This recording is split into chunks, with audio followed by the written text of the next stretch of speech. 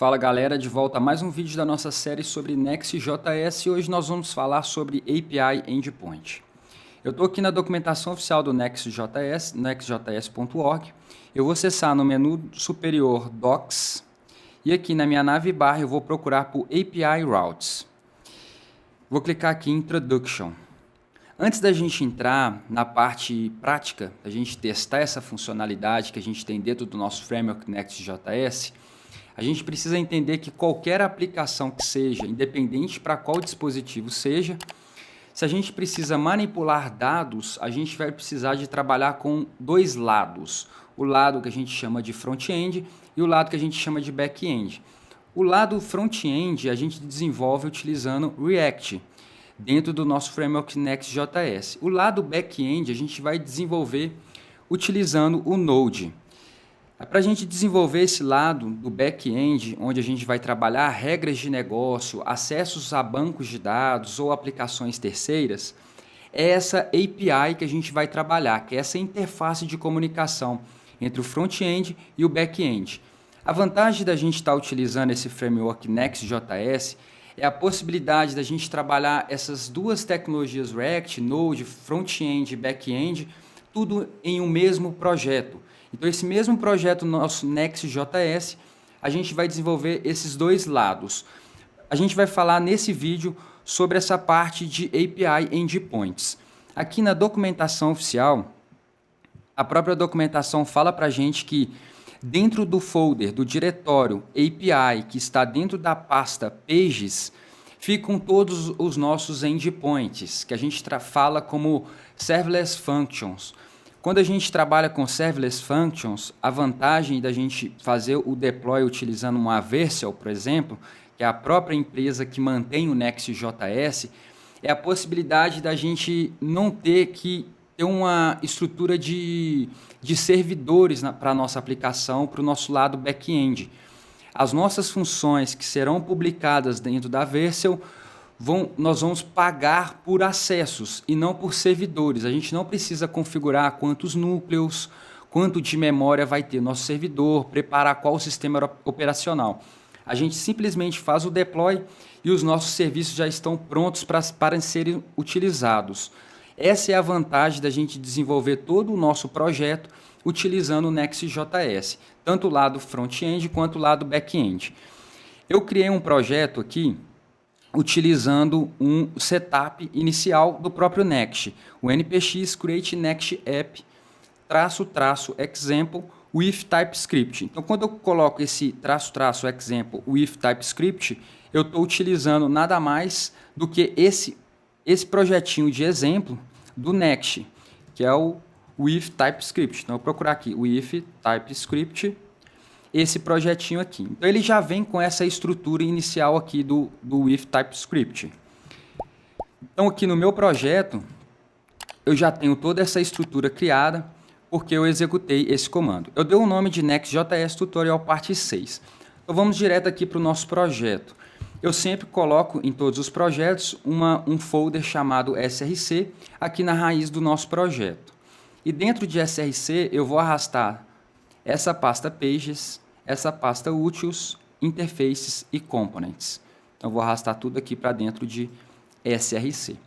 Então, como a gente já viu nos episódios anteriores, aqui dentro de Pages são todas as rotas que a gente tem disponíveis no nosso app. Eu vou executar aqui o npm run dev no meu terminal e vou deixar a aplicação sendo startada.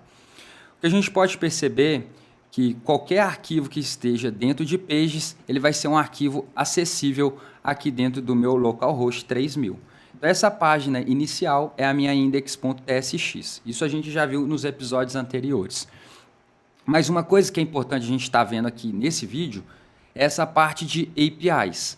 Então, tudo que está dentro de APIs também é acessível como um endpoint aqui dentro da minha aplicação. Então, se eu digitar aqui /API /users, ele automaticamente vai acessar esse serviço meu aqui de users.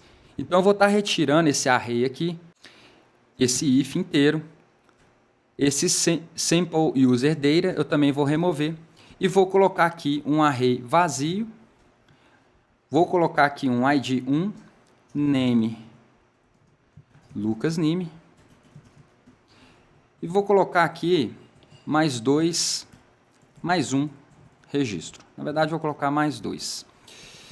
Esse segundo aqui eu vou colocar o nome dos meus 2 filhos, Gabriel e Miguel. Vou mudar o ID aqui também. Então, colocando aqui só uns dados estáticos para a gente entender. Então, eu vou estar salvando isso daqui. Se eu atualizar aqui o meu serviço, ele automaticamente vai trazer para mim esses 3 registros. E eu estou trazendo esses registros de uma forma, através de uma solicitação GET. Então, eu estou fazendo um GET a esse serviço e ele me retorna esses resultados. Eu posso fazer uma solicitação POST também e receber esse mesmo resultado, porque aqui eu não estou restringindo a nada. E como a gente viu aqui na documentação, eu tenho que todo arquivo que estiver dentro de API será mapeado para o meu serviço de endpoint. E eu preciso, para implementar, exportar uma função, então eu dou um export, uma função como default, e com 2 parâmetros, um REQ e um RES. O REQ é o request e o RES é o response. Então o REQ ele vai receber todas as informações de quem está solicitando. Então se eu quero buscar alguns parâmetros, se eu quero obter qual que é o tipo de solicitação, se é um GET, se é um PUT, se é um DELETE, qual o tipo de solicitação que está sendo feita, eu posso obter aqui também. Então se eu pegar esse REQ, deixa eu tirar esse underline, se eu pegar esse REQ, const, e der um destructing nele aqui, method, no meu REQ, eu vou obter esse method que vai ser o tipo de solicitação que eu estou fazendo. Então, posso pegar aqui e colocar ele em todos os meus elementos aqui, da minha resposta. Então, se eu atualizar aqui agora, o meu método vai ser get. Para eu fazer um post aqui dentro do meu exemplo, eu vou estar utilizando uma ferramenta que chama Insomnia. Então, vocês podem baixar esse Insomnia Core para a gente fazer algumas simulações. Eu já vou pular aqui, já tenho isso aqui instalado, mas é bem simples vocês fazerem aí. Então, abrindo aqui agora o Insomnia, a gente tem essa interface, tá?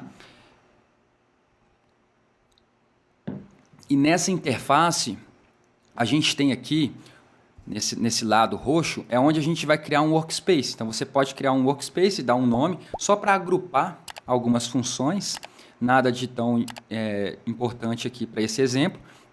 E a gente vai clicar nesse maisinho, New Request. Eu já deixei aqui minha New Request e vou colocar o meu endpoint aqui. O meu endpoint é esse HTTP localhost 3000 API users. Então, se eu acessar o meu navegador aqui de volta, esse mesmo endpoint, vou dar um Ctrl+C e vou acessar aqui o meu Insomnia. Então, eu dando um send, esse mesmo resultado que eu tenho aqui no meu navegador, eu consigo ter aqui. Porém, eu estou tendo o meu resultado com o tipo de solicitação GET. Eu posso alterar aqui para POST e fazer uma solicitação. Então, eu tenho solicitação aqui também para POST. E eu posso controlar isso dentro da minha aplicação. Por exemplo, if. Deixa eu colocar aqui esse if aqui embaixo. If method igual a get, eu vou fazer esse código aqui. Opa. Igual a get, eu vou executar esse código.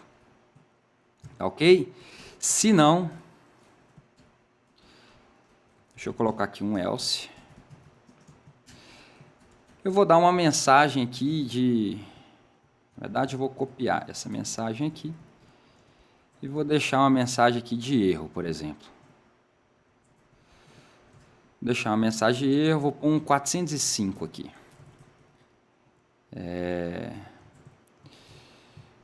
Método não suportado. Aí vou colocar 2 pontos aqui. Não, deixa só método não suportado.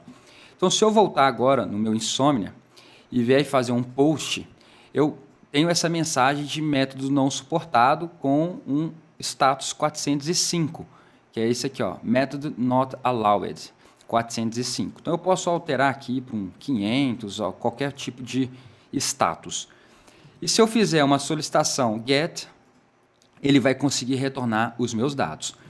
Aqui na documentação, onde a gente tem vários exemplos do próprio Next, que aqui é Vercel/next.js, a gente tem aqui a parte de API, Route, REST.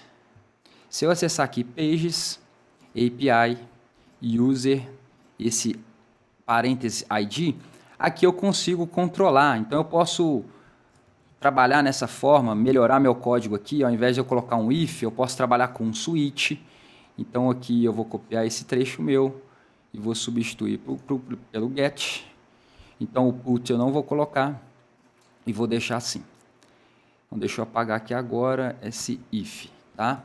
Então eu vou salvar, vou voltar para o meu Insomnia, continuo tendo o mesmo resultado para o get e no post eu tenho a mensagem, método post not allowed. Então aqui a gente tem algumas possibilidades de trabalhar e dentro do meu API, dessa parte de API, a gente trabalha da mesma forma que a gente trabalha com as nossas páginas. Então a gente falou também já na nossa série sobre rotas dinâmicas. Para API a gente também tem isso. Se eu vier aqui em Dynamic API Routes, eu posso trabalhar da mesma forma que eu trabalho as minhas páginas, as minhas APIs. Então eu tenho aqui, ó, posts, eu coloco entre o parênteses. Então se eu colocar aqui dentro de API um new folder chamado parênteses username, fecho parênteses, dentro desse folder eu colocar um products.ts, olha o que vai acontecer. Eu vou copiar todo esse código aqui, colocar dentro de products.ts. O que eu quero fazer aqui é o seguinte, eu quero acessar todos os produtos de um determinado usuário. Então a minha rota, eu quero criar uma rota que seja parecido com isso daqui, lucasnime/products. Então essa rota, esse valor aqui será um valor dinâmico, porque está dentro de parêntese e username, parêntese. Então eu quero criar uma rota dinâmica para o meu endpoint, da mesma forma que eu faço com as minhas páginas. E aqui dentro, além de method, a gente tem a possibilidade de pegar o query. Esse query é exatamente esse valor que a gente vai obter, que é esse username. Então eu vou colocar aqui query, e além de method, eu vou retornar esse query. Eu vou colocar aqui vírgula query, vírgula query, vírgula query. Eu vou salvar esse products aqui agora e ao invés de name, eu vou substituir por description. E eu vou desmanchar esses nomes aqui.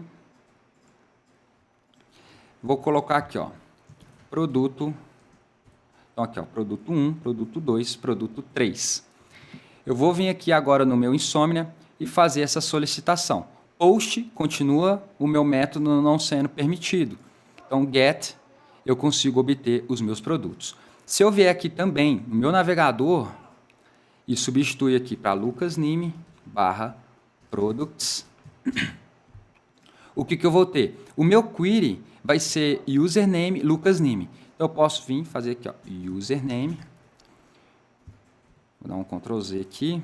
Então query vai receber query.username. Se eu der um refresh aqui, então o meu query é lucasnime. Então olha, se eu alterar a minha URL para Lucas, ele vai alterar o meu query para Lucas também. Então aqui qualquer coisa que eu for alterando, eu consigo obter aqui dentro. Então eu posso pegar esse valor dinâmico que eu estou recebendo para o meu serviço e trabalhar a minha lógica de programação aqui dentro. Se eu quero acessar dados específicos, se eu quero passar condições para as minhas queries dentro do meu acesso ao banco de dados, eu consigo fazer tudo isso obtendo essas informações do meu REC. Então a gente viu essas possibilidades que a gente tem de trabalhar dentro dos nossos endpoints. Nós vamos avançar um pouco mais no nosso exemplo aqui, desses endpoints, para buscar dados do nosso banco de dados. Então eu tendo aqui o meu users, vamos voltar para esse exemplo aqui, ao invés de eu retornar esses valores aqui de forma estática, o que eu vou fazer? Eu vou fazer um acesso ao MongoDB e obter os usuários do meu banco. Então eu vou fazer uma configuração do MongoDB, que é o nosso banco de dados, vai ser no lado servidor, eu não vou ter nada de informação salva local. Vou fazer a minha aplicação acessar esse servidor e vou obter esses dados e retornar para o meu usuário, retornar para a minha tela. Então, para acessar o nosso MongoDB, a gente digita aqui mongodb.com, vou clicar aqui em Sign In. Se você não tem conta, é só fazer um cadastro, é bem simples. Vou logar aqui com a minha conta. E depois de logado, vai aparecer uma tela inicial aqui para a gente poder criar o nosso primeiro cluster. O cluster vai ser um grupo de databases. Então, a gente vai poder criar vários databases dentro de um único cluster. Então, eu vou criar um cluster, vou colocar aqui order, vou deixar todas essas informações da mesma forma. Vou selecionar um cluster free, tá? Essa primeira opção aqui. Vou manter todas essas configurações aqui sugeridas, tá? Vou clicar aqui em Create Cluster. Esse processo pode demorar de 1 a 3 minutos, tá? Então, eu vou cortar o vídeo. Eu vou cortar o vídeo nesse momento e volto já depois que esse processo já tenha terminado. Agora, com o nosso cluster criado, nós vamos fazer mais duas configurações. A primeira vai ser do Network Access, então é permitir quais dispositivos, quais máquinas poderão acessar o nosso servidor. Então, eu vou vir aqui em Add IP Address, vou clicar nessa segunda opção, que é permitir qualquer acesso. Ele vai criar um IP 000 aqui para a gente. Tá? Essa configuração que a gente está fazendo também demora alguns minutinhos para ser aplicada. E a segunda configuração que a gente vai fazer é em Database Access. Então, em Database Access, nós vamos clicar aqui em Add New Database User. Nós vamos dar um nome de YouTube e aqui embaixo de YouTube também. Eu estou colocando uma senha bem simples aqui, um usuário e senha bem simples, mas vocês podem colocar uma senha conforme sugestão aqui de uma boa segurança. E eu já vou deixar essa permissão aqui de ler e escrever qualquer database. É claro que numa aplicação uma aplicação real, vocês vão colocar outro tipo de permissão aqui. Mas eu vou dar aqui um Add User. Então, ele vai aplicar essas configurações também do meu usuário. Pode levar alguns minutinhos para serem aplicadas. E eu vou voltar aqui em Cluster. Enquanto aqui vai sendo aplicado, nós vamos fazer algumas configurações do nosso projeto. Então, voltando aqui para o nosso projeto, aqui é onde a gente vai criar funções para conectar a nossa aplicação nesse servidor que a gente acabou de configurar. Então, muita coisa que a gente vai configurar aqui, a gente tem que memorizar para a gente estar aplicando aqui no nosso projeto. Para facilitar, aqui nesse diretório de exemplos do Next.js, a gente vai procurar, então vamos voltar aqui em Examples, a gente vai procurar por MongoDB. Então, esse with MongoDB já é um projetinho do Next que mostra para a gente como que a gente conecta a nossa aplicação utilizando Next.js num banco de dados Mongo. Então, aqui tem a explicação. Eu poderia criar o nosso projeto já com npx, create next app, --example with MongoDB, mas a gente criou o nosso projetinho com TypeScript, tá? Então, vamos fazer todas essas configurações na mão. O primeiro passo para a gente configurar é a gente criar um arquivozinho de variáveis de ambiente, que é esse .env.local. Então, eu vou criar no nosso projeto, na raiz, um new file .env.local. Dentro desse .env.local, nós vamos ter duas variáveis, mongo-ri e mongo-db. Esses dois valores aqui, a gente vai obter do nosso servidor. Então, aqui dentro do nosso cluster, nós vamos pegar essas informações, tá? Então, aqui, a primeira informação que a gente vai pegar é esse connect. E essa segunda opção, connect your application.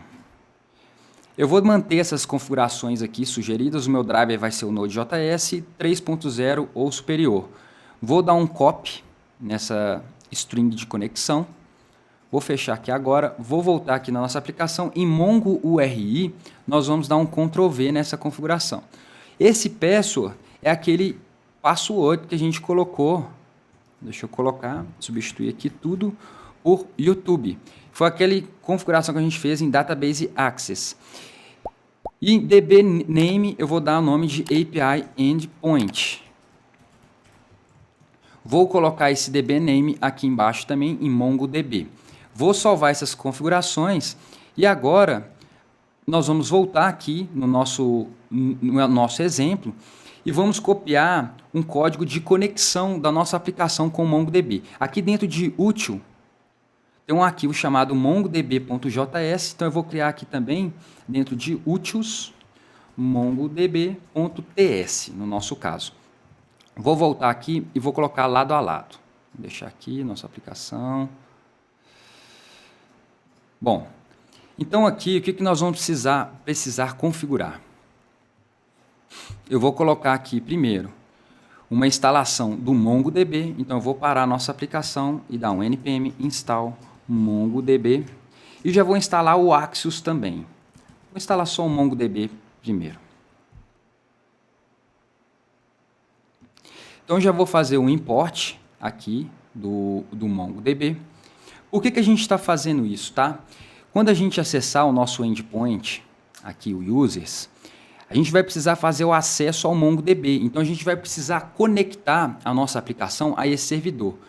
E para a gente aproveitar toda a conexão em vários endpoints, eu estou criando um arquivo externo. Eu poderia criar aqui dentro, mas eu estou criando um arquivo externo para a gente aproveitar ele em vários serviços. Então, mongodb.ts. Bom, eu fiz aqui o mongodb.ts, a importação, e vou criar duas variáveis, que é a URI, que vai ler da minha variável de ambiente env local. Então, eu vou ler essas duas variáveis aqui dentro desse meu arquivo, que vou colocar em URI em dbName. Aqui embaixo, eu vou criar duas variáveis de cache, tá? Vou deixar aqui embaixo duas variáveis de cache.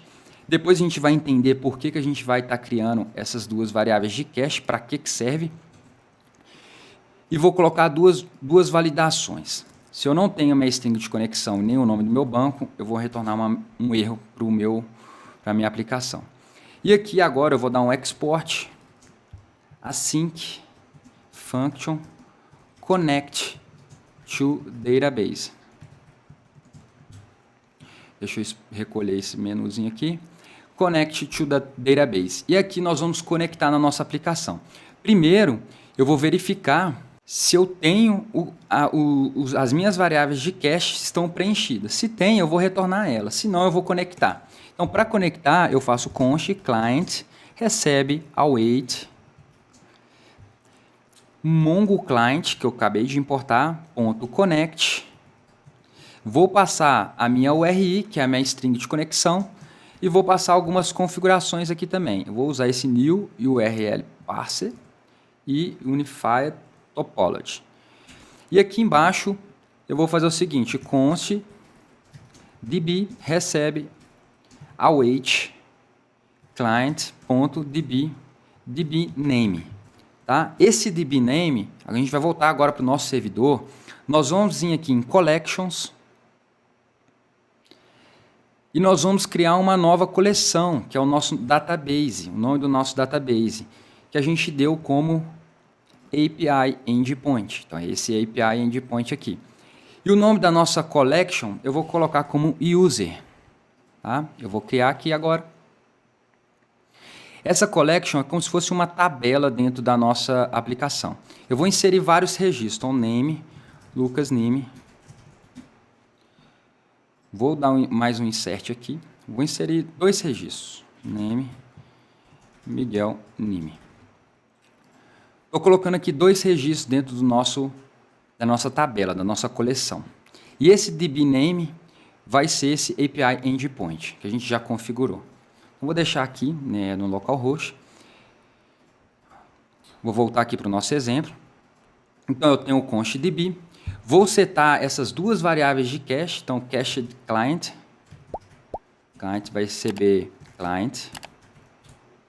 E o cached db vai receber o meu db.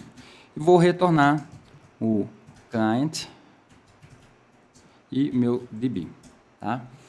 Posso tipar esses valores aqui, então Mongo Client, vou dar dois pontos aqui, Mongo Client, Posso tipar esse também com db,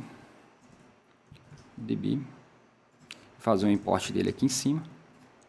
Então essas correções aqui de tipagem eu vou fazer em outro vídeo. Só para a gente entender, eu já tenho esse arquivo meu de conexão, vai ser responsável pela conexão. Agora eu volto aqui dentro de API users index.ts, é onde a gente vai implementar a conexão aqui do nosso valor. Então, ao invés de eu ter esse valor aqui, então eu vou dar um Ctrl+C aqui, nós vamos buscar isso no nosso banco. Então, import connect, na verdade, qual que é o nome do serviço? Connect to database. Connect to database from